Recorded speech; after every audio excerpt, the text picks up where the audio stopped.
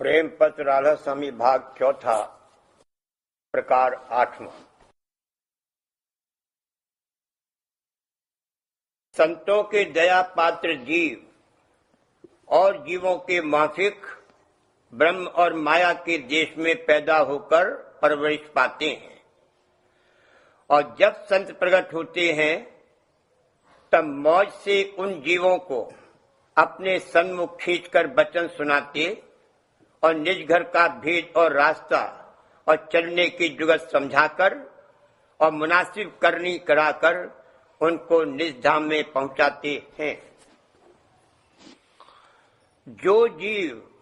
कि संत शरण में आए हैं या संतों से मिले हैं या जिनको संत चरण में थोड़ा बहुत भाव और प्यार आया है या जिनके मन में दुनिया का हाल देखकर कुल मालिक और उसके निज धाम का खोज पैदा हुआ है और उसके प्राप्ति के जतन की तलाश है, या जिन्होंने सुरक्षित मार्ग की करनी थोड़ी बहुत संत सद्गुरु या सद्गुरु से उपदेश लेकर शुरू कर दी है, ये सब जीव दया पात्र समझे जाते हैं। और जो कि निज धाम में उलटकर जाने का जतन और अभ्यास सिर्फ नरदेही में बन सकता है, इस वास्ते इन जीवों को संत अपनी दया से इस दुनिया में भेजकर आप भी उनकी संभाल के वास्ते संसार में प्रकट होते हैं। ये सब जीव दस्तूर के माफिक इस दुनिया यानी ब्रह्म और माया के देश में पैदा होते हैं, और जब वे होशियार और समझबूझ के लायक हो जाते हैं तब सबेर अबेर संत उनको अपनी मेहर से संजोग मिलाकर अपने सन्मुख बुला लेते हैं और अपने अमृत रूपी वचन अनुराग और वैराग और भेद और करनी वगैरह की सुनाकर आहिस्ते आहिस्ते उनकी परमार्थी कार्रवाई में तरक्की फरमाते हैं। यह जीव जिस कदर संतों का सत्संग करते हैं और दर्शन और वचन और अभ्यास का रस लेते हैं, उसी कदर उनकी प्रीत और प्रतीत चरणों में संत सद्गुरु और कुल मालिक राधा स्वामी दयाल और सुरक्षित मार्ग के बढ़ती जाती है, और दुनिया और उसके सामान और भोग विलास से उनकी तबीयत किसी कदर हटती जाती है। संसारी लोग जिनकी विशेष प्रीत दुनिया और उसके व्यवहार वगैरह में है, और स्त्री पुत्र और धन माल में जिनका बंधन जबर है, और जो कि इस दुनिया और उसके सामान की तरक्की और मान बढ़ाई वगैरह की चाह उठाकर रात दिन मेहनत करते हैं, संतों के दया पात्र यानी सत्संगी जीवों की चाल ढाल देखकर अचरज करते हैं और घबराते हैं कि किस तरह उनके मन में संसार का सामान और भोग विलास ओछा नजर आता है, और कैसे उनको प्रीत संत सद्गुरु में पैदा हो गई कि जिसके सबब से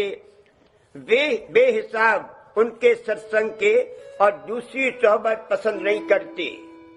और रोज बरोज सत्संगियों के प्रेम की तरक्की देखकर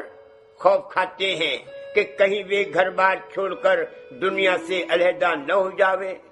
और इस वास्ते जो इन सत्संगियों के कुटुंबी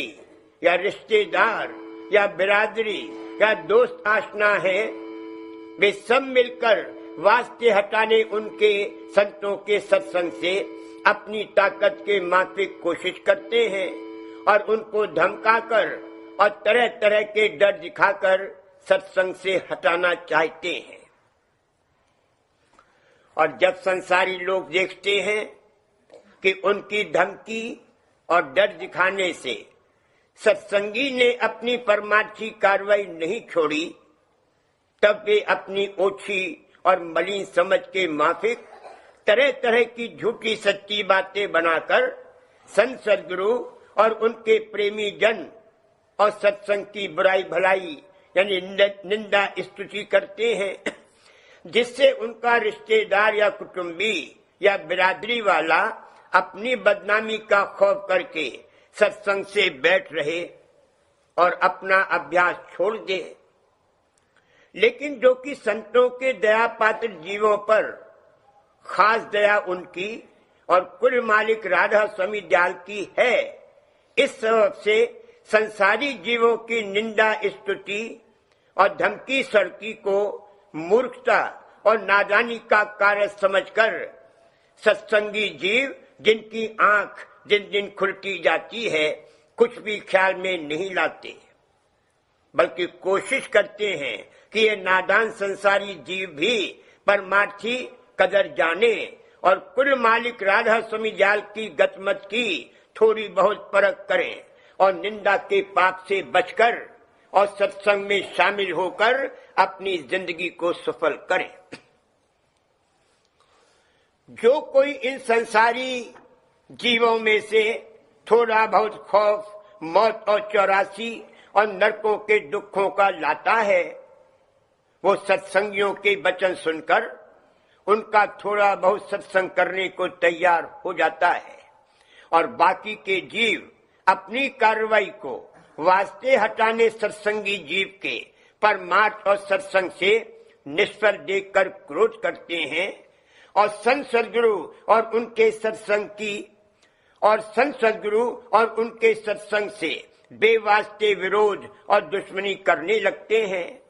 और जो कोई आदमी संसारी या परमार्थियों से मिले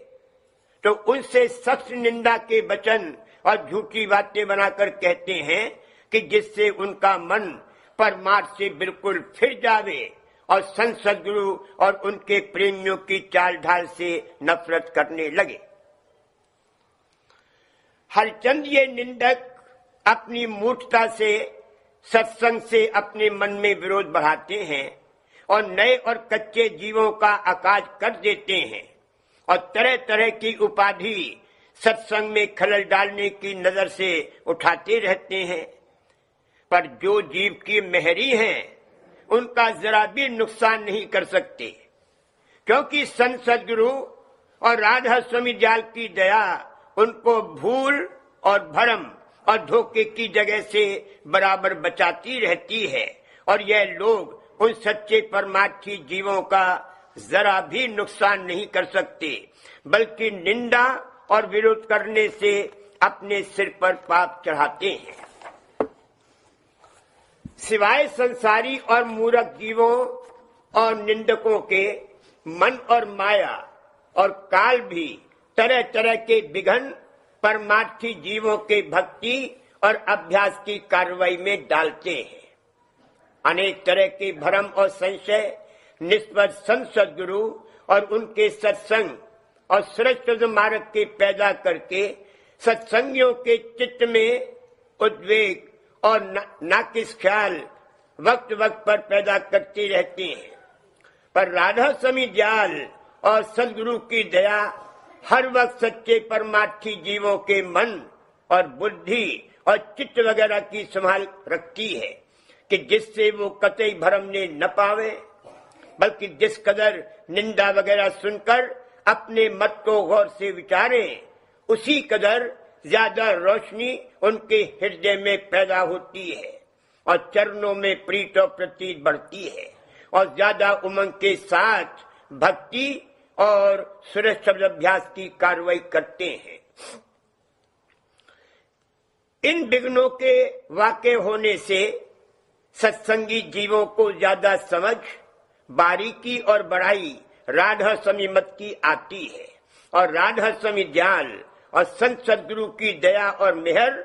ज्यादा से ज्यादा नजर पड़ती है और उनकी ताकत वास्ते हटाने विघ्नों और संसारी अंगों के दिन दिन बढ़ती जाती है और मन और माया आहिस्ते आहिस्ते ज़ईफ और कमजोर होते जाते हैं और प्रेम और विश्वास चरणों में बढ़ता जाता है।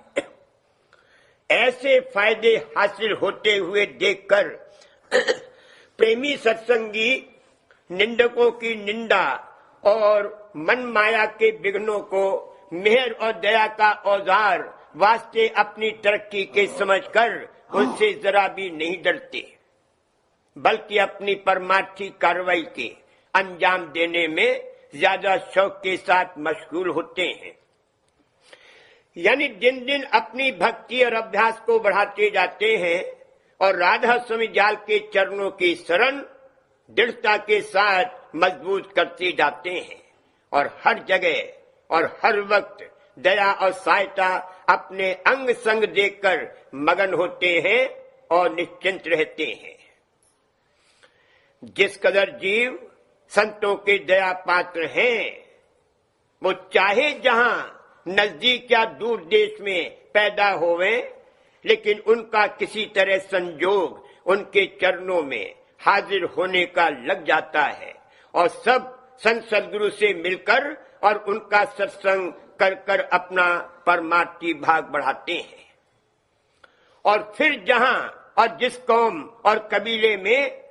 ये जीव पैदा हुए हैं, वहां इनकी मार्फत बहुत से नए जीवों पर असर संतों के परमार्थ का पहुंचता है। और जो जीव की सतोगुनी है, वे जल्द खिंच आते हैं और सत्संग करके सुरक्षित मार्ग के अभ्यास में लग जाते हैं। फिर जहां जहां इन जीवों का रिश्ता और मेल है, इनके वसीले से और नए नए जीवों के हृदय में बीजा परमात्मा का बोया जाता है। इस तरह तादाद जीवों की जो कि संतों के परमात्मा में शामिल होते हैं, दिन दिन बढ़ती जाती है। संत मत में किसी जीव को धमकाकर या लालच दिखाकर या बहला फुसलाकर शामिल नहीं किया जाता है। सिर्फ वचन सुनाकर और उसकी समझ बूझ बढ़ाकर उसके हृदय में भक्ति और प्रेम सच्चे मालिक के चरणों का बसाया जाता है और फिर अभ्यास करके वह प्रेम दिन दिन बढ़ता जाता है और अंतर की आंख खुलती जाती है। वही जीव बड़भागी हैं जो कर्म, धर्म और भर्म से हटकर और दुनिया के परमार्थ को आसार देखकर और संसारी जीवों और लोकराज का खौफ न करके राधा स्वामी जाल की शरण में आवे और संत सदगुरु अथवा साधगुरु और उनके प्रेमी जन का संग करके दिन दिन चरणों में प्रीत और प्रतीत बढ़ाते जावे। वही जीव सदगुरु की दया और मेहर निहारते हैं और शुक्राना करके अपने भागों को सराहते हैं और दिन दिन प्रेम बढ़ाकर एक दिन निज धाम में बासा पाते हैं।